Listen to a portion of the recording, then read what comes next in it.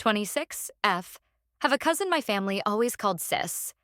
Her name is Chloe, but to everyone, she was Sis, the extra sister, the one who was always there. My fiancé, Mark, 28M, loved her. He said it was great how close our family was. He said Chloe was like a sister to him, too. He lied. My family told me it was okay that Chloe slept with my fiancé. They said it happened on the day of our engagement party, and that I should forgive them to keep the peace. They insisted it was just one mistake, a moment of weakness fueled by celebration and too much champagne. They wanted me to smooth it over, to pretend it never happened, for the sake of appearances, for the sake of the family. My mother looked at me with pleading eyes. Her sister, my Aunt Carol, stood beside her, wringing her hands and talking about how sorry her daughter was. They all looked at me, waiting for me to be the good girl I had always been, the one who never made waves. I listened to all their reasons. I watched their anxious faces. I saw Mark, pale and sweating, unable to meet my eyes. I saw Chloe, hidden behind her mother, her face blotchy with tears that I knew were not for me. They were for herself. After they had all said their piece, after the air was thick with excuses and justifications, I took a deep breath. I looked at each of them, one by one. Then I smiled, a small, tight smile that did not reach my eyes. I told them they were right. I said that family was the most important thing. I said that one mistake should not be allowed to ruin so many lives. That was my first lie. And as the lie left my lips, a plan began to form in the coldest, quietest part of my heart. They wanted me to make it okay. I decided then and there that I would, but not in the way they imagined. I would make them all understand what they had truly done, and I would do it so thoroughly that they would never forget. The day of the party had started so perfectly. I woke up with a feeling of pure, unadulterated joy. The sun was streaming through my window, and for the first time in a long time, everything felt right. Mark was downstairs making coffee, the smell drifting up and filling our small apartment with a sense of home. We had been together for 4 years, and this party was the official celebration of our decision to spend the rest of our lives together. Our families were gathering, our friends were flying in. It was meant to be the happiest day of my life so far. I remember putting on my dress, a simple white sundress that Mark had told me he loved. I did my hair, I put on makeup, and I felt beautiful. I felt like a bride-to-be. When we arrived at the venue my parents had rented, a beautiful old house with a sprawling garden, the party was already in full swing. Laughter filled the air, music played softly from hidden speakers, and the scent of flowers was everywhere. I felt a surge of love for all these people, for the life Mark and I were building. Chloe was there, of course. She rushed over to me the moment I walked in, enveloping me in a tight hug. She was wearing a dress that was a little too fancy for a garden party, a vibrant red that drew every eye in the room. "Clara, you look absolutely stunning," she gushed, her voice high and excited. "I am so happy for you. You deserve all of this." She squeezed my arm, her smile wide and bright. Looking back, it was too bright. It was the smile of someone playing a part. Throughout the afternoon, she was my shadow. She flitted around, making sure my glass was always full, introducing me to distant relatives I barely knew, telling everyone how wonderful I was. "Isn't she the best?" she would say, linking her arm through mine. "Mark is the luckiest man in the world." It was suffocating. At the time, I thought it was just Chloe being Chloe, always needing to be the center of attention, even when it was someone else's celebration. Mark seemed a little off, too. He was attentive, kissing my cheek and holding my hand, but his eyes were distant. He seemed distracted, his smile never quite reaching his eyes. I chalked it up to nerves, the pressure of the day. I told myself I was being silly, that I should just relax and enjoy the moment. About 2 hours into the party, I realized I had not seen either of them for a little while. My dad came up to me and asked, "Have you seen Mark? Mr. Thompson wants to congratulate him." Mr. Thompson was Mark's boss and an old family friend, a very important guest. I scanned the crowd, a small knot of unease forming in my stomach. "I think he stepped out to take a phone call," I said, forcing a casual tone. A few minutes later, my Aunt Carol asked, "Where did Chloe get to?" I wanted her to help me with the gift table. Again, I made an excuse. "I think she went to get more ice from the main house." The excuses felt flimsy, even as I said them. The knot in my stomach tightened. I told my dad I needed a moment of fresh air and slipped away from the main crowd. I walked around the side of the house, my shoes sinking slightly into the soft grass. The music faded behind me, replaced by the gentle hum of insects and the rustle of leaves in the breeze.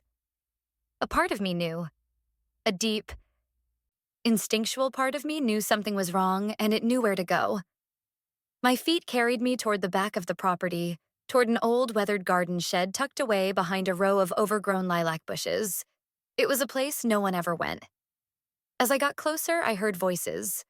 I stopped, my heart starting to pound in my chest. I recognized Chloe's laugh first. It was not her usual loud, performative laugh. This was a low, intimate sound. Then I heard Mark's voice, a deep murmur I could not make out. My hands felt cold. I crept forward, my movements slow and deliberate, as if I were a predator stalking its prey.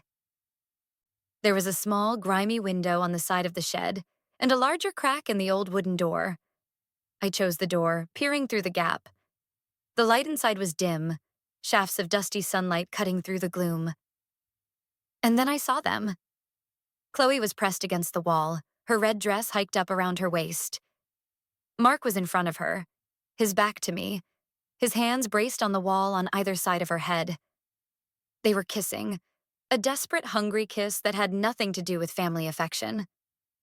As I watched, frozen in horror, he moved his hand down her back, and she wrapped her legs around him. My world did not just stop.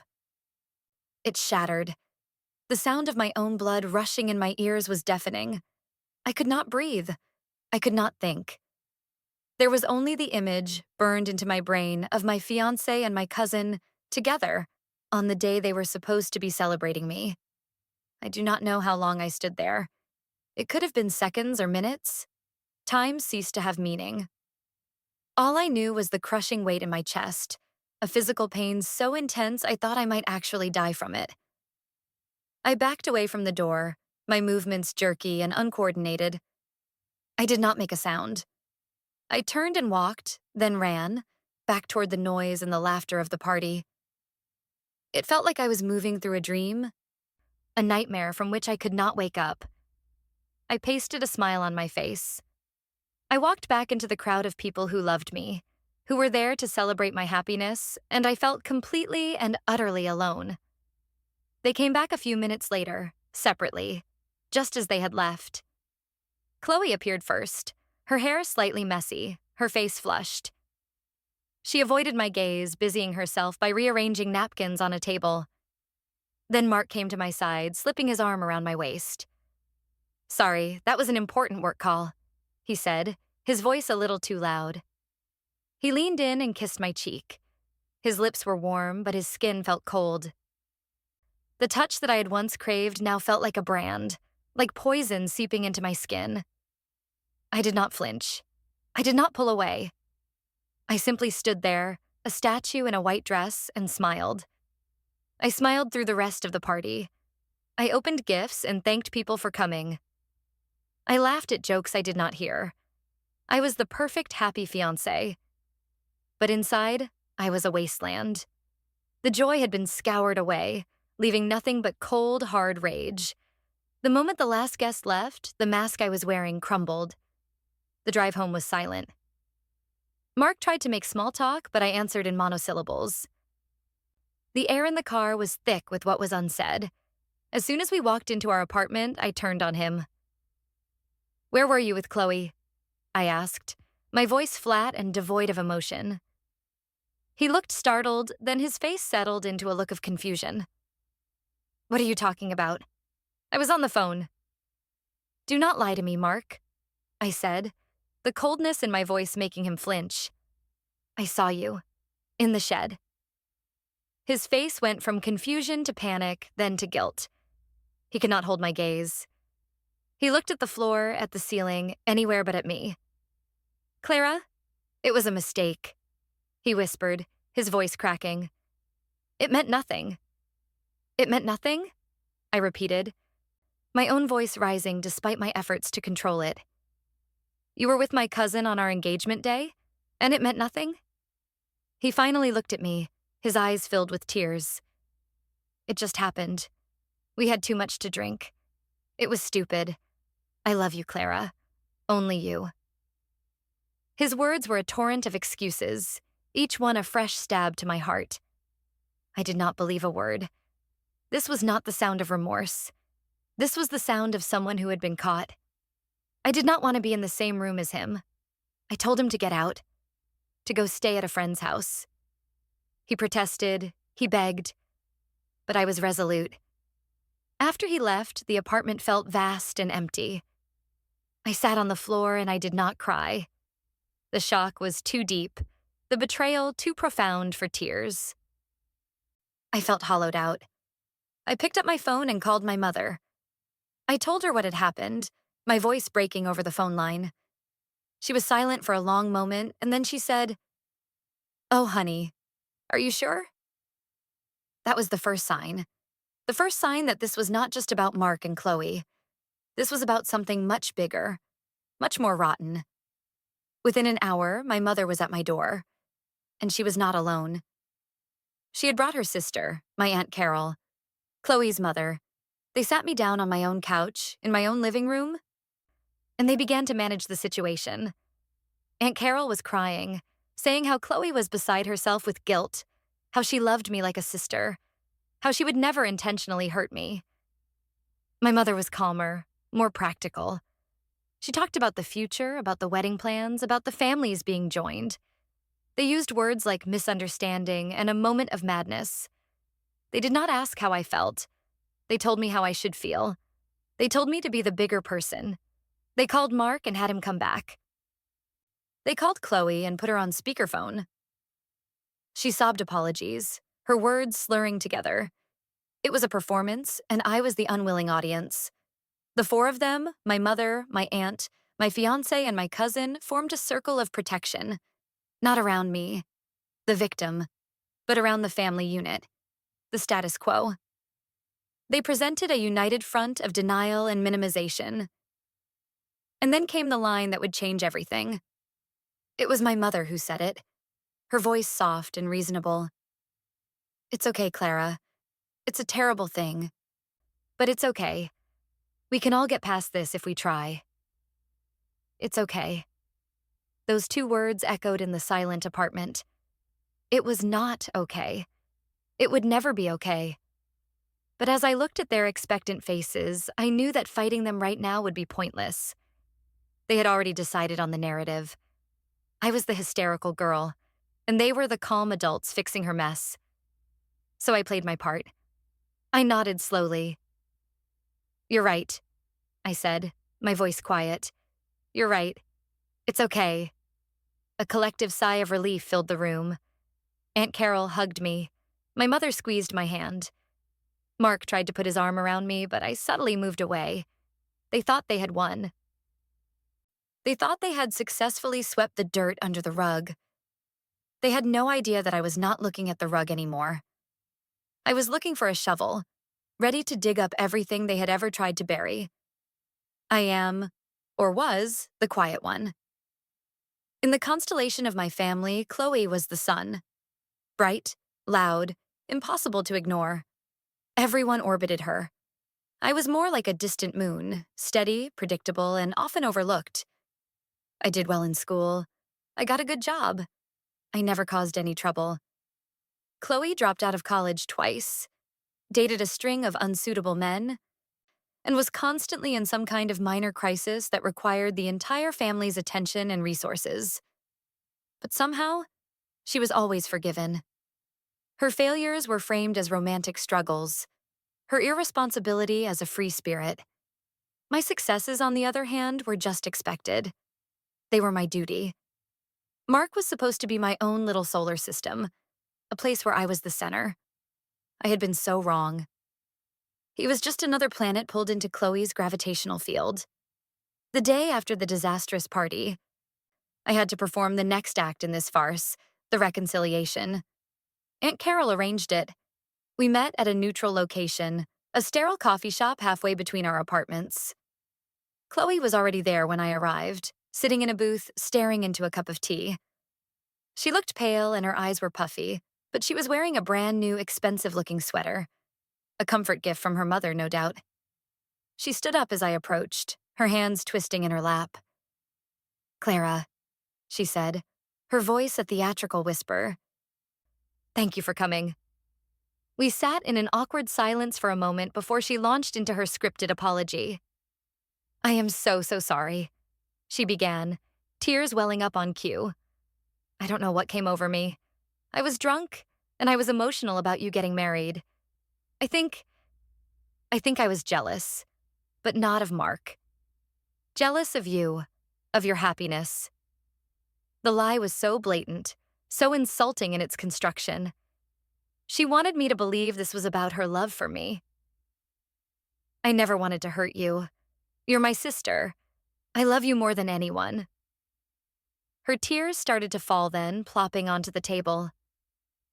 I just watched her, my face a blank mask. I felt nothing. No pity, no anger, just a profound and chilling emptiness. I knew what I had to say. "I forgive you, Chloe," I said, the words tasting like ash in my mouth. "We're family. We'll get through this." She let out a sob of what sounded like relief and reached across the table to grab my hand. Her skin was clammy. I let her hold it for a few seconds before gently pulling away. The performance was over. Mark, in the following days, was a new man. He was suffocatingly attentive. He brought me flowers, he cooked my favorite meals. He left little notes around the apartment telling me how much he loved me. It was all a desperate attempt to paper over the gaping wound he had created. He was trying to buy back my affection, to erase his betrayal with grand gestures. It did not work. Every time he touched me, my skin crawled. Every "I love you" sounded like a lie. One evening, we were sitting on the couch watching a movie. He was trying to cuddle with me, his arm draped heavily over my shoulders. His phone, which he usually guarded like a hawk, was sitting on the coffee table. It buzzed. I glanced down. A message notification had popped up on the lock screen. The name was Jasmine, someone I had never heard of. The message was short. "Did you fix it?" Before I could read it again, he snatched the phone, his movements quick and panicked. "Just work stuff," he muttered, not looking at me. He quickly typed a reply and put the phone in his pocket. The message disappeared, but it stayed in my mind. "Did you fix it?" Fix what? Our relationship? Or had I simply discovered one problem while a larger one continued to brew? The name Jasmine was obviously a cover. My mind immediately went to Chloe. The suspicion, which had been a simmering ember, flared into a raging fire. This was not over.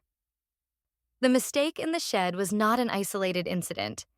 It was a symptom of a much deeper disease. The trust I had in him was already dead, but now a new feeling began to take its place. A cold, methodical need for the entire truth. The first person I told the whole story to, without the family's spin, was my best friend, Jessica. We had known each other since kindergarten, and she was the one person I could be completely honest with. I called her that night, after Mark had gone to bed. I sat in my car in the parking lot of our apartment complex. The engine off, the darkness a comforting blanket. I told her everything. The shed, the family meeting, the forced apology from Chloe, the text message from Jasmine. I did not cry. My voice was steady, almost detached, as I laid out the facts. Jessica listened without interrupting. When I was finished, there was a long silence on the other end of the line. Then she exploded. "Are you kidding me?" she yelled, her voice a mix of fury and disbelief. "They told you it was okay? Clara, you have to leave him. You have to cut all of them off. Your family is toxic." Her anger was a balm. It was the reaction I should have gotten from my own mother. It was the validation I so desperately needed. I know, I said quietly. But I'm not just going to leave, Jess. They think they've gotten away with it. They think I'm weak, that I'll just roll over and accept this. They're wrong. I then told her the vague outline of the plan that was starting to form in my mind. I'm not going to be their victim. I'm going to make them wish they had never, ever crossed me. There was another pause, and then Jessica's voice came back, lower and more serious. Okay, she said. What do you need me to do? In that moment, I knew I was not entirely alone. I had an ally. A week later, Mark came home from work with an announcement. Honey, I have some great news, he said, a broad, fake smile plastered on his face. The company is sending me to a big conference in Denver next month. It's a huge opportunity for me. He was practically buzzing with excitement. He went on and on about the speakers, the networking opportunities, the potential for his career. My heart went cold. A work trip. It felt too convenient. A perfect excuse for him to get away. I asked him for the dates, and he rattled them off. I committed them to memory. That's wonderful, honey, I said, my own fake smile mirroring his. I'm so proud of you. A sense of dread, heavy and suffocating, settled over me. I needed to know if my suspicion was just paranoia or something more. That night, after he was asleep, I went to Chloe's social media pages. Her public profiles were all carefully curated images of a fun, carefree life. But she had a private blog, one she thought I did not know about. I had found it years ago. It was where she posted her real thoughts, her unfiltered feelings. I navigated to the site. Her latest post was from that afternoon. It was a single picture of a cocktail on a beach with the caption, "Counting down the days until I can get away from it all. A much-needed escape is just around the corner." There was no location tagged, no mention of where she was going, but the timing, right after Mark's announcement, was not a coincidence. I knew it in my bones. The next morning, I decided to test him. While he was getting ready for work, I asked him a casual question. That conference in Denver sounds amazing. Is anyone else from your office going with you? I watched his reflection in the bathroom mirror as he knotted his tie. He hesitated for just a fraction of a second. No, he said, his voice smooth. It's a solo trip. They're only sending one person from my division. It was a direct, verifiable statement, and I felt, with absolute certainty, that it was a lie. He was getting better at lying. Or maybe he just thought I was getting better at believing him. I had a friend, a woman named Sarah, who worked at the same large corporation as Mark. She was in a completely different department, human resources, and barely knew him. They were just faces in a massive office building. I trusted her implicitly. I called her during my lunch break. I kept the story vague. I told her I was trying to plan a surprise for Mark and needed to confirm his travel schedule for a work trip he had mentioned. I gave her the dates and the location. Denver. I asked if she could discreetly look into the company's travel system and see if he was officially registered for a conference there. It's a weird request, I know, I said, trying to sound lighthearted. But I want to make sure I don't mess up the surprise. Sarah, ever the loyal friend, did not ask too many questions. Let me see what I can find, she said. I'll call you back. The wait was agonizing. Every minute that ticked by felt like an hour. I tried to work, but the words on my computer screen blurred together. My phone finally rang an hour later. It was Sarah. Hey, she said, her voice sounding a little strange. I have that information for you. I held my breath. Okay, so I checked the entire corporate travel roster for those dates, she continued. I checked every conference, every business trip, everything. Mark is not on any of it. The company isn't sending anyone to any conference in Denver that week. The words hit me like a physical blow. The air rushed out of my lungs. It was not paranoia. It was real. The entire work trip was a lie. It was a cover for a trip he was planning to take with Chloe. It was then that the full scope of their betrayal truly settled in. This was not a one-time mistake in a garden shed. That was just where I had caught them. This was an affair. A planned, calculated, ongoing affair. They had stood in my living room, crying and apologizing for a single moment of weakness, all while they were actively planning a romantic getaway behind my back. They had used my family's desire for peace as a weapon against me, counting on me to be too weak or too scared to look any deeper. The anger that had been simmering inside me for a week finally solidified into something cold, hard, and sharp. They had made a terrible mistake. Not by cheating on me, but by underestimating me. I hung up the phone with Sarah after thanking her profusely. I sat at my desk, the bustling office around me fading into a dull hum. My path forward was now crystal clear. I was no longer just the victim in this story. I was about to become the author of its ending. Before I could act, I felt a need to test the waters one more time with my family. I needed to know just how deep the rot went. I called my mother that evening, my voice carefully modulated to sound cheerful. We made small talk for a few minutes, discussing her garden and a book she was reading. Then I casually brought it up. "Oh, by the way, Mark has that work trip to Denver coming up soon. It's such a great opportunity for him." I waited, holding my breath to see how she would react. Her response was immediate and enthusiastic. "Oh, that's just wonderful, dear," she said. "A little bit of space will probably be very healthy for you both right now. It will give you time to continue to heal and move on from all that unpleasantness." Her words were like a slap in the face. She was not just complicit in the cover-up of the initial betrayal. She was actively encouraging the circumstances that would allow for the next one. She did not want to see the truth.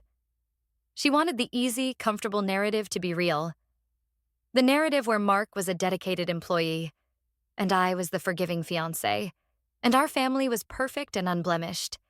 Her willful blindness was, in its own way, as sharp a betrayal as Mark's infidelity. It was the betrayal of a mother choosing comfort over her own daughter's well-being. That phone call severed the last remaining thread of hope I had that my family might eventually stand by me. They had made their choice. They had chosen the lie.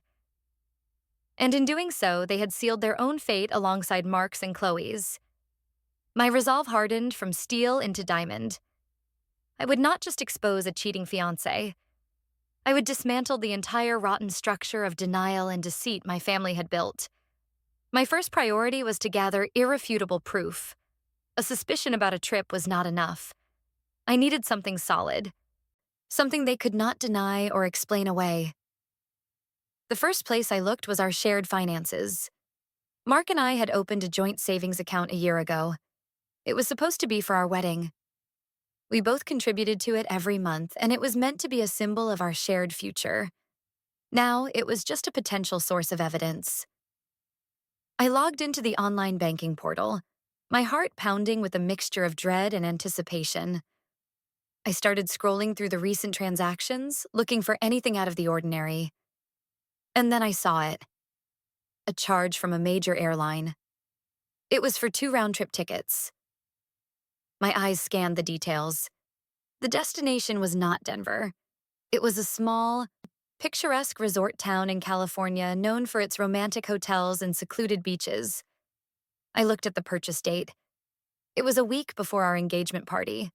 The blood drained from my face. This was not a recent development. This trip, this affair, had been planned long before the party. They had bought these tickets, planned this romantic getaway, and then stood in my parents' garden, smiling and celebrating my future with Mark. The premeditation was what truly staggered me. This was not a crime of passion. It was a cold, calculated campaign of deception. I knew I had to confront Mark, but not in a way that would reveal what I knew. I needed to see how he would lie. That evening, I approached him with a carefully constructed air of innocence. "Honey," I said, my voice light and casual. "I was just looking over our wedding account to check on our savings goals. I saw a charge from an airline. Was that for your work trip to Denver?" I watched his face closely. For a split second, I saw pure panic in his eyes. His mask slipped, but he recovered quickly, forcing a laugh. "Oh, that. Yes, of course," he said, his voice a little too high. "I just had to book it through a different airline to get the best deal on points. The flight to California is just a layover. I have a connecting flight to Denver from there." The lie was so clumsy, so transparent, that it was almost insulting. A layover that required separate tickets to a resort town? It made no sense. But he said it with such confidence, so sure that I would simply accept it without question. He was counting on the fact that I had always trusted him. That was his fatal error. He did not realize that the woman he was talking to was not the same trusting girl she had been 2 weeks ago. I felt a grim sense of satisfaction. He was walking deeper and deeper into the trap I was setting. "Oh, okay. That makes sense," I said, nodding and smiling. I was just curious. I turned away before he could see the look in my eyes. I immediately went to my computer. I took detailed screenshots of the bank statement, highlighting the airline transaction. I saved them to a new, password-protected folder on a secure cloud drive. I labeled the folder Evidence. It was the first of many files. Now I had proof against Mark. But what about Chloe? How had she paid for her ticket? I knew she did not have a lot of money. She worked a part-time job at a boutique and spent most of her earnings on clothes and nights out. My thoughts immediately turned to my Aunt Carol. She had always enabled Chloe, bailing her out of financial trouble, funding her extravagant lifestyle, and constantly making excuses for her behavior. It was a safe bet that if Chloe needed money for a secret trip, her mother would be the one to provide it. But proving that would be much harder. I could not just ask to see my aunt's bank statements. An opportunity presented itself a few days later. My aunt called me, her voice dripping with false sympathy. "Clara, dear, I was just thinking about you. How are you holding up?" I played along, telling her I was taking it one day at a time. Then, she moved on to the real purpose of her call. "Listen, my laptop has been acting so strange lately. It's so slow, and these pop-up things keep appearing. You've always been so good with these computers. Would you mind taking a quick look at it for me?" It was a request she had made many times before. I was the family's unofficial tech support. In the past, I had found it annoying. Today, it felt like a gift from the universe. "Of course, Aunt Carol," I said. "I can stop by after work tomorrow." I went to her house the next day, a knot of nervous energy in my stomach. She led me to her study and showed me the laptop, chattering on about how helpless she was with technology. I sat down and started my work. I ran a virus scan. I cleared the cache. I did all the things I normally would, all while my real objective lay hidden. Under the guise of checking her browser performance, I opened her internet history. My heart was hammering against my ribs. I scrolled back through the weeks, my eyes scanning for anything related to travel. And then I found it. A visit to the exact same airline website that had appeared on my bank statement. I clicked the link. It took me to a login page.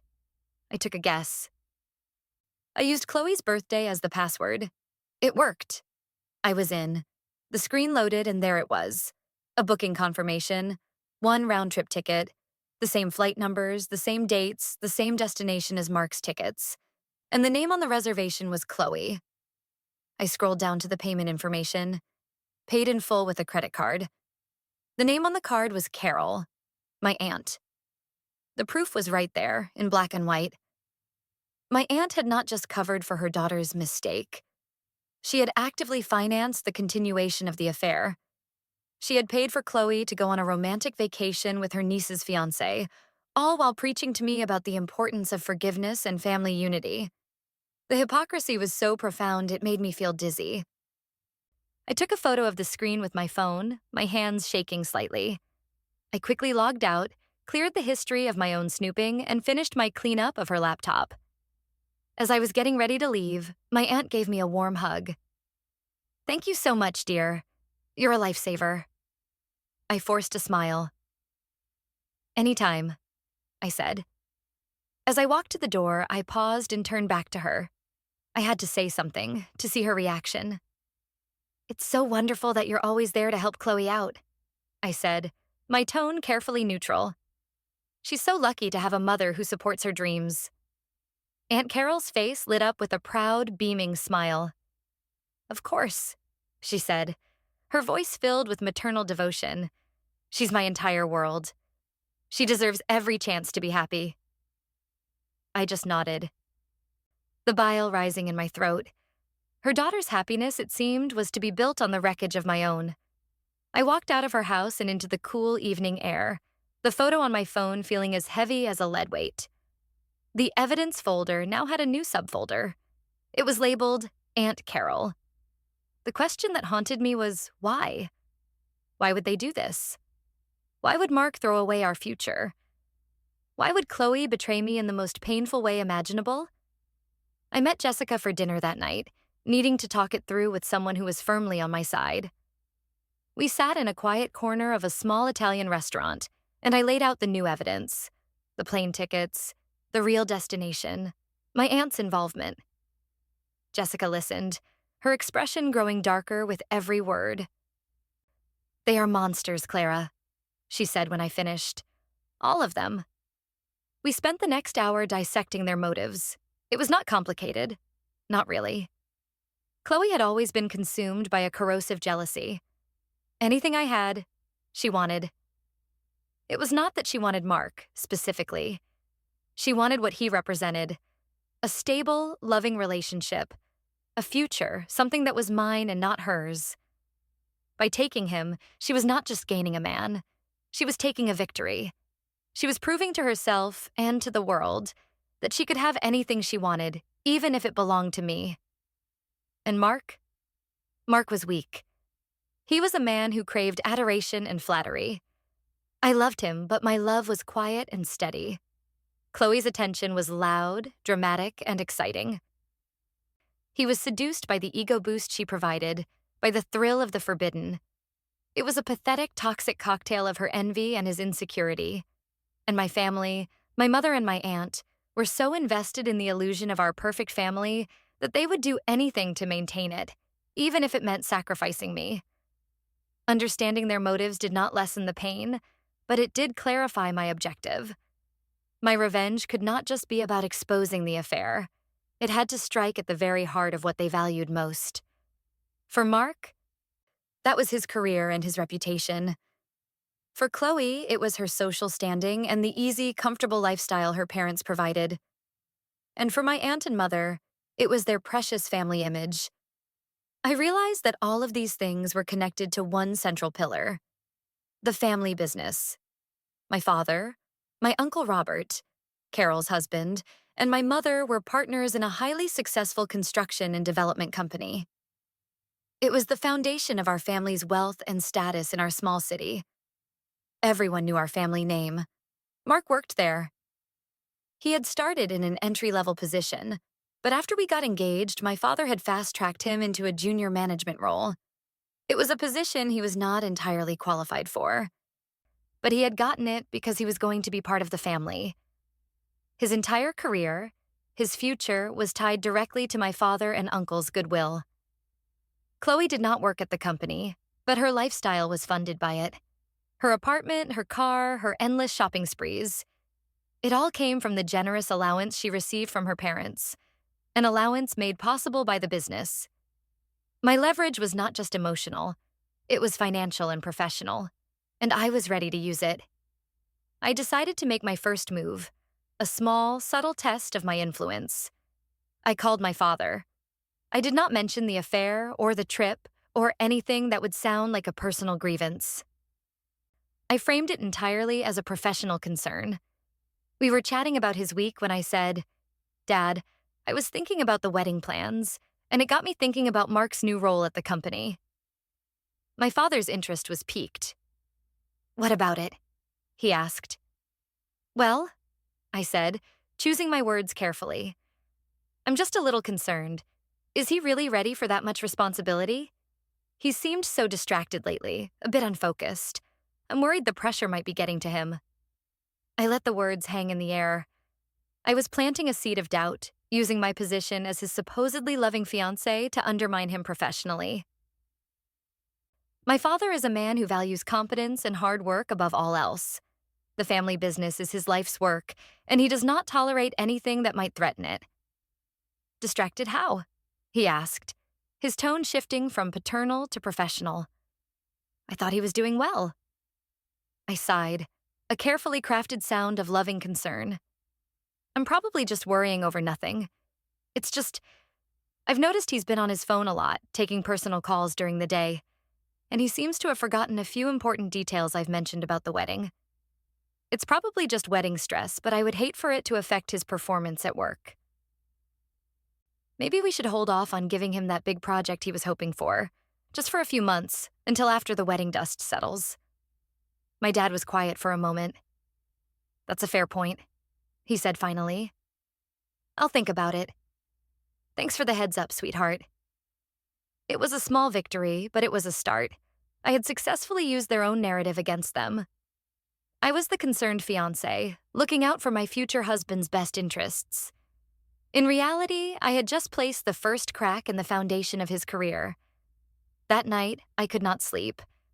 I lay in bed, the space beside me feeling vast and cold. Mark was sleeping in the guest room, a concession he had made to give me space to heal. The irony was suffocating. My mind was racing, turning the plan over and over. The trip was now less than 2 weeks away. I had a critical decision to make. Should I expose them before they left? Ruin their little vacation before it even began? Or should I let them go? Should I let them walk deeper into the trap, thinking they had gotten away with it, and gather even more damning evidence? The first option was tempting. The thought of Chloe's face when her romantic getaway was canceled was delicious, but it was short-sighted. They could claim I had misunderstood. They could create new lies. My family would pressure me to forgive this misunderstanding as well. No. The second option was better. It was colder, more calculated, and far more destructive. I would let them go on their trip. I would let them believe they were smarter than me. I would let them create undeniable proof of their affair, proof that no one, not even my mother, could explain away. And while they were gone, I would finalize my plans to dismantle their lives upon their return. The decision settled in my chest, a cold, hard weight of certainty. I was no longer just reacting. I was planning. I was hunting. To make my plan work, I needed more than just plane tickets and bank statements. I needed visual proof. I needed photos of them together on this trip. Photos that would show the intimate, romantic nature of their work conference and solo getaway. It felt like something out of a movie. A step into a world I never imagined I would inhabit. But I knew it was necessary. I went online and researched private investigators in the resort town they were visiting. I found a reputable agency and sent a discreet inquiry. The next day, I had a phone call with a man named Mr. Harris. His voice was calm and professional. I explained the situation, keeping the emotional details to a minimum. I gave him their names, their flight information, the name of the resort where I was certain they would be staying, and recent photos of both Mark and Chloe. I wired him the retainer fee from my personal savings account. The same account where I had been putting away money for my future, for a house, for children. The bitter irony of using my dream money to document the destruction of that dream was not lost on me. With the investigator hired, I turned my attention back to my family. I felt a pang of guilt when I thought about my Uncle Robert. He was a good man, quiet and hardworking, and he adored Chloe. He was also, I was almost certain, completely in the dark about the true nature of the situation. My aunt and mother would have presented him with the same sanitized version of events they had given me, the one-time mistake narrative. I decided I needed to confirm his ignorance, to make sure he was not another conspirator. I saw him at a small family brunch the following weekend. I found a moment when he was alone, refilling his coffee. I approached him with a concerned expression. "Uncle Robert?" I said softly. "How is Chloe doing? I've been a little worried about her. She seems so stressed out lately." He sighed, a deep, weary sound. He looked older than I had ever seen him. Her mother spoils her, Clara, he said, his voice low. Always has. I worry she doesn't understand that actions have consequences. She lives in a world where mommy can always fix it. His words confirmed everything. He was not an enabler. He was a worried father, blinded by love and frustrated by his wife's indulgence of their daughter. He saw Chloe's flaws, but he had no idea of the true depth of her recent transgressions. I felt a surge of pity for him. He was going to be collateral damage in the war I was about to wage. I decided then to protect him as much as I could, but I also filed his words away. Actions have consequences. He, at least, would understand what I was about to do. He might even, in the end, be an unexpected ally. The final days before the trip were a masterclass in deception. Mark and Chloe were giddy with anticipation, barely able to hide their excitement. They were careless, emboldened by the belief that they had successfully fooled everyone. I played my part to perfection. I helped Mark pack, making sure he had enough sunscreen. I wished Chloe a wonderful, relaxing, me-time trip when I saw her at the grocery store. My family watched me, pleased with my performance. They saw me smiling and they thought it was the smile of healing. They were so wrong. It was the smile of a predator watching its prey wander confidently into a cage. The trap was set. The bait was laid, and I was ready to watch them spring it. The morning of their departure arrived. Mark gave me a long, lingering kiss at the door. "I'll miss you so much," he said, his eyes full of fake sincerity.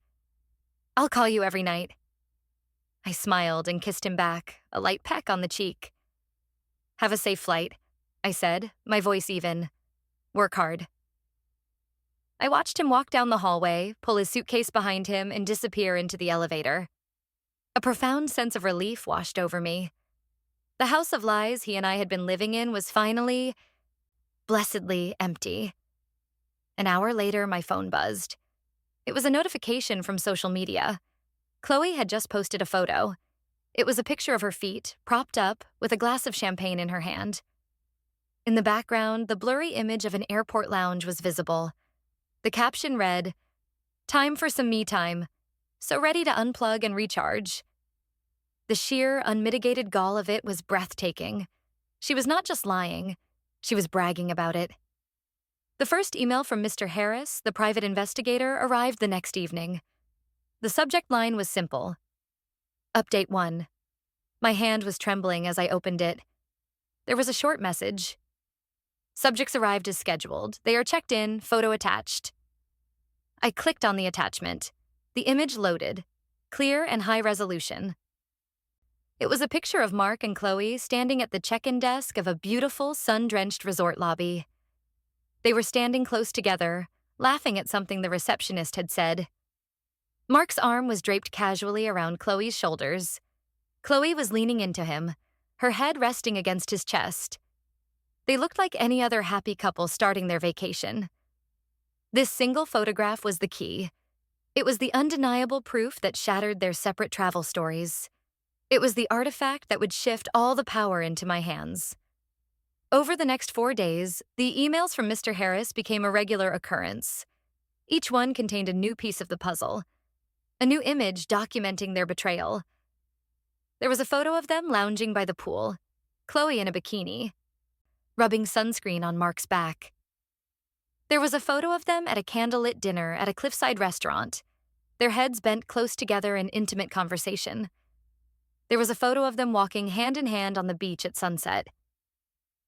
And then there was the final, most damning photo. It was taken with a long-lens camera from a distance, but the image was perfectly clear. It was a shot of them on the balcony of their hotel room late at night. They were kissing. It was not a friendly peck. It was a deep, passionate kiss, the kind shared between lovers. I saved every single photograph.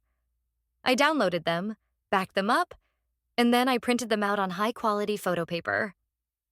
I laid them out on my dining room table, a timeline of their treachery.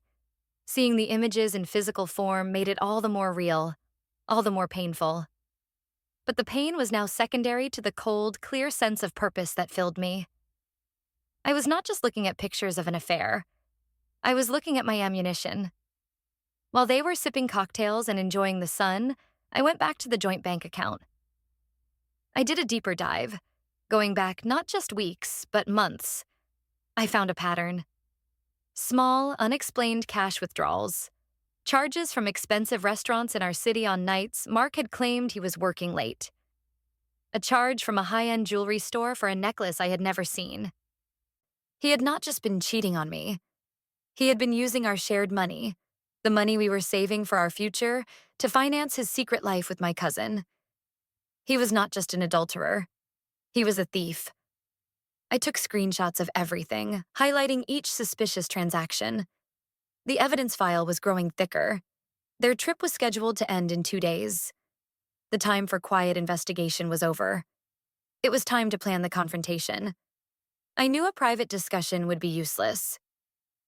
My family had already proven that they would close ranks, minimize the damage, and pressure me into silence. This could not happen behind closed doors. It needed to be public. Or at least, family public. It needed an audience of the very people who had told me to get over it.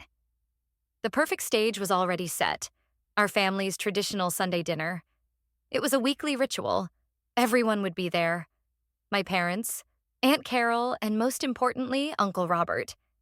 It was the one place where no one could run or hide. Mark and Chloe would be back from their trip, tanned, relaxed, and utterly unsuspecting. It was perfect.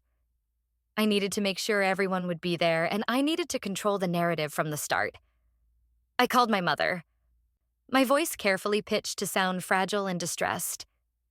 "Mom," I started, putting a slight tremble in my words. "I've been doing a lot of thinking while Mark has been away. I'm really, really struggling. I think we need to talk about what happened. With Mark and Chloe, we need to talk about it at Sunday dinner. For real this time. I need to get some closure, or I don't think I can move forward with the wedding." My mother's reaction was exactly what I expected. She became audibly nervous. "Oh, Clara, honey, are you sure that's a good idea? We've all moved past this. It's better to just let things heal naturally. Raking it all up again will just cause more pain." Her words dripped with condescension, as if my pain was a childish mess she did not want to clean up again. "I'm not trying to make a scene, Mom," I said, my voice soft and pleading. "I just need to talk. I need to say my piece so I can finally let it go. Please, it's important to me. Just make sure everyone is there." She hesitated, but my apparent vulnerability worked. She saw me as a wounded bird, not a bird of prey. She thought I was finally ready to capitulate, to offer some tearful, grand speech of forgiveness that would make her feel good about herself. "All right, dear," she sighed. "If you really think it's necessary, I'll make sure everyone is there." She had no idea what she was agreeing to. She was not arranging a healing circle. She was gathering the audience for an execution. That night, I sat alone in my apartment. The photos were in a large manila envelope on the coffee table. The printed bank statements were beside them, along with the screenshot of my aunt's booking confirmation. I looked at the pile of paper, the physical manifestation of all their lies. They had not just made a mistake. They had constructed an entire alternate reality, a world built on deceit and disrespect. They had used my love and my trust as their building materials. They had counted on me being the quiet one, the good girl, the peacemaker. They thought I would absorb the pain and keep their secrets to protect their comfort. For the first time in my life, I was going to be loud. I was going to be difficult. I was going to burn their world to the ground. And I was going to use their own lies as the kindling. I arrived at my parents' house for Sunday dinner feeling strangely calm. The storm of emotion that had been raging inside me for weeks had subsided, leaving behind a cold, quiet certainty. I was wearing a simple dark blue dress. I wanted to look serious, composed. I was not the victim anymore. I was the arbiter of consequences. The atmosphere in the house was thick with unspoken tension. Mark and Chloe were back, both sporting fresh tans. They looked healthy and relaxed, the picture of contentment. They tried to act normal, chatting about the weather and complimenting my mother's cooking. but their eyes kept flicking toward me, gauging my mood. My Aunt Carol was fussing over Chloe, as usual, fluffing her hair and asking if she was hungry. My mother watched me with a nervous, strained expression, ready to intervene if I showed any signs of making a scene. My father and Uncle Robert seemed to be the only ones oblivious to the undercurrent of drama, talking about business near the fireplace. We all sat down to dinner. The meal was an exercise in painful small talk. My mother desperately tried to keep the conversation light, asking about everyone's week. Mark launched into a detailed and entirely fabricated account of his conference in Denver. "The keynote speaker was incredible," he said, looking at my father. "I have so many new ideas for our marketing strategy." Chloe chimed in, talking about her solo getaway. "It was so refreshing," she said with a dramatic sigh. "I did a lot of yoga and meditation. I feel like I really found my center." I nearly choked on my water. The audacity was simply stunning. I just smiled, nodded, and ate my roast chicken, a silent observer at my own trial. After the plates were cleared and my mother brought out coffee and dessert, I knew it was time. Everyone was settled in the living room, relaxed and unsuspecting. I stood up from my chair. The movement was small, but it immediately drew every eye in the room. "I'm glad everyone is here," I began, my voice clear and steady.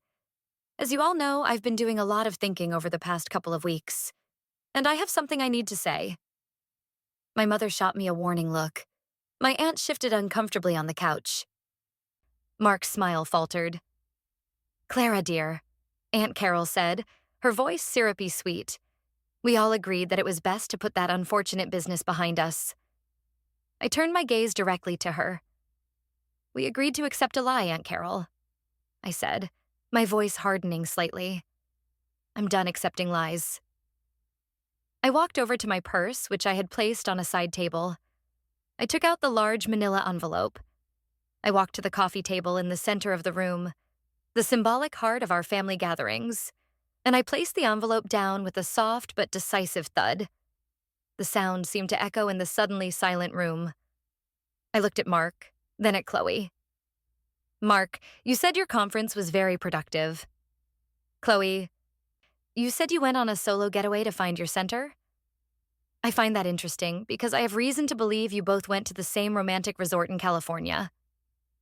The denials started immediately, a flurry of panicked words. "That's ridiculous, Clara," Chloe said, forcing a laugh. "What are you even talking about?" Mark stood up, his face a mask of indignation. "What is this? Are you seriously trying to start more drama? I can't believe you're still hung up on this. I told you it was a mistake." I just looked at him, my expression unreadable. I reached for the envelope. "Then you won't mind explaining this," I said. I pulled out the first photograph, the one of them at the resort check-in desk, his arm around her. I did not hand it to them. I placed it face up on the coffee table, right in the middle, for everyone to see. A collective gasp went through the room. My mother's hand flew to her mouth. My father, who had been watching with a confused expression, stood up and walked over to look at the photo. Uncle Robert was right behind him. His face, which had been relaxed in cheerful moments before, darkened into a thunderous scowl. Mark and Chloe were frozen, their faces ashen. They looked like statues, their lies crumbling around them. "Or maybe," I continued, my voice dangerously quiet. "You can explain this one." I placed the next photo on the table. The one of them kissing on the balcony, and then the next, them holding hands on the beach. I laid them out one by one, like a dealer laying out a winning hand in a game of poker. A collage of their deceit, undeniable and in full color. The room was in chaos. My mother started to cry. Aunt Carol was stammering, unable to form a coherent sentence. Chloe had her face in her hands, her body shaking with sobs. Mark was just staring at the photos, his mouth opening and closing like a fish out of water. I let the chaos swirl for a moment. And then I turned my attention to my aunt. "And you, Aunt Carol," I said, my voice cutting through the noise. "You stood in my apartment and told me to forgive a one-time mistake. You preached to me about family. But you knew they were going on this trip, didn't you? In fact, you helped. You paid for Chloe's plane ticket. I reached back into the envelope and pulled out the printout of the booking confirmation from her laptop, the one with her name on the credit card details. I added it to the collection on the table. Aunt Carol let out a strangled sob. Her husband, my Uncle Robert, turned to look at her, his eyes blazing with a fury I had never seen before. Finally, I turned back to Mark. "And you," I said, my voice dripping with contempt. "You didn't just cheat on me. You didn't just lie to me. You stole from me. You used the money we were saving for our wedding, for our future, to pay for your secret life." I slid the printed bank statements across the table, the highlighted charges a testament to his greed and disrespect. The final pieces of my evidence were now on display. My case was made. Uncle Robert looked from the photos of his daughter to the booking confirmation in his wife's name. He looked at his wife, his face a mixture of pain and disbelief. His voice was quiet, but it carried more weight than all the shouting and crying in the room. "Carol, is this true?" Aunt Carol could not answer. She just wept. I looked at the wreckage I had created. I looked at the faces of my fiancé, my cousin, my aunt, and my mother, the people who had told me my pain did not matter. "The engagement is over," I announced to the silent room. "Mark, you're fired. I want your things out of my apartment by tonight." "Chloe, I never want to see or speak to you again for the rest of my life." I then looked at my mother and my aunt. "And to the two of you who told me it's okay, you taught me a very valuable lesson. It is never okay to let someone diminish your pain for their own comfort."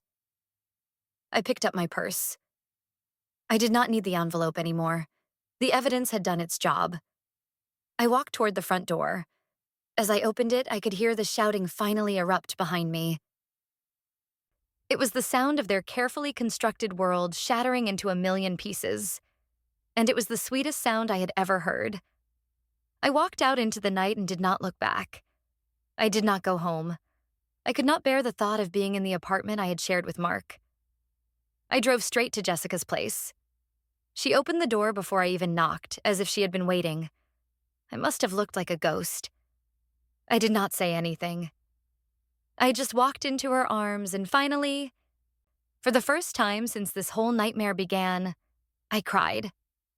I cried for the love I had lost, for the family I thought I had, for the future that had been stolen from me. Jessica just held me, letting me release all the pain and anger I had been holding inside for weeks. When the tears finally subsided, she ordered a pizza and we sat on her living room floor. I told her everything that had happened at the dinner, every detail of the confrontation. When I finished, she looked at me with a fierce pride in her eyes. "I am so incredibly proud of you, Clara," she said. "You took back your power." We ate pizza and talked until the early hours of the morning. And for the first time in what felt like an eternity, I felt a sense of peace. I felt like I could finally breathe again. The fallout began the very next morning. My father was the first to call. He sounded exhausted. "Clara," he said, his voice heavy. "I just wanted you to know, Mark is gone. I escorted him out of the office myself this morning. He's been terminated, effective immediately." He paused and I could hear him take a deep breath. "Your uncle is... He's not speaking to your aunt or Chloe. He spent the night in a hotel. I don't know what's going to happen with them." Then came the words I had longed to hear, but never expected. "I'm sorry, Clara. We were wrong. We were so worried about keeping the family together that we didn't listen to you. We didn't protect you. I'm so sorry." It was not a perfect apology, but it was a start. It was an acknowledgement of my pain, something I had been denied for so long. The second call was from my mother. It was not an apology. She was hysterical, her words tumbling out between sobs. "What have you done, Clara?" she wailed. "You've torn this family apart. Carol is a complete mess. Chloe won't leave her room. Robert has left them. Is this what you wanted? Are you happy now?" I listened to her tirade, my heart feeling cold and distant. The woman on the other end of the phone felt like a stranger to me. "I didn't tear the family apart, Mom," I said, my voice calm and even. "I just turned on the lights. They're the ones who made the mess in the dark." I told her that I needed space, a lot of space, from her and from Aunt Carol. I told her not to call me again until she understood what she had done. The call ended with her still sobbing, begging me to reconsider. I felt a flicker of pity for the woman who was so terrified of conflict that she would sacrifice her own daughter's happiness for a fragile peace. But the pity was quickly replaced by a firm resolve. I had to protect myself now. In the days that followed, I began the process of disentangling my life from theirs. The first thing I did was call a locksmith and have the locks on my apartment changed. I packed up every single thing Mark owned into boxes and left them in the hallway of the building for him to collect. I blocked his number. I blocked Chloe's number. I blocked my aunt's number, and for now, I blocked my mother's number as well. I kept the lines open only to my father, my uncle, and Jessica. I found a therapist, someone to help me navigate the complex grief and anger that I knew I would have to process. I was building a fortress around myself, and for the first time, I was the one who decided who was allowed inside. A few weeks later, I received a call from my Uncle Robert. He sounded tired but resolute. He told me that he had moved back into the family home, but he was sleeping in the guest room. He and my aunt were in marriage counseling, but he made it clear that his trust in her was shattered, perhaps irreparably. He had also taken decisive action regarding Chloe. "I've frozen her trust fund," he told me, his voice firm. "The one that was managed through the company. Her access to easy money is over. If she wants her lifestyle back, she's going to have to earn it herself. It's time she learned about consequences." He also informed me that he and my dad had reviewed Mark's severance package. It was the bare legal minimum, not a penny more. There would be no golden parachute for him. Hearing this was a profound relief. It was not just me who was holding them accountable anymore. The consequences were real, and they were just beginning.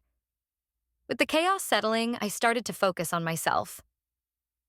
I went to the bank and officially removed Mark from our joint account. I looked at the balance, the money that was once for our future. Now, it was just for mine. The thought was both terrifying and exhilarating. I booked myself a trip. A real solo getaway, not a fake one. I decided to go to Italy, a place I had always dreamed of seeing. I was reclaiming my life, one small, decisive action at a time. The wounds were still there, deep and painful, but they were no longer festering in the darkness of secrets and lies. They were exposed to the light, and I knew, with time, they would begin to heal. Months passed. I went on my trip to Italy, and it was everything I had hoped it would be. I ate pasta. I drank wine. I walked through ancient streets, and I felt myself slowly coming back to life. I heard updates about my family through the grapevine. Mark had moved to another state, his professional reputation in our city completely destroyed. No one would hire him after my father fired him. Chloe, stripped of her allowance, had been forced to get a real, full-time job in retail. According to Jessica, who had heard from a mutual acquaintance, she was miserable. My aunt and mother were still walking on eggshells, desperately trying to earn back the trust of their husbands. And from a distance, me. They sent me a long, rambling letter, which I recognized as my mother's handwriting. I held it in my hands for a moment, then I threw it in the trash without opening it. I was not interested in their excuses or their performance of remorse. They had told me to forgive and forget. It was the worst advice anyone has ever given me. I did neither. I remembered every detail, every lie, every moment of betrayal. And I made sure that they would never be able to forget it either. They had pushed the quiet one, the peacemaker, too far. They had mistaken my kindness for weakness.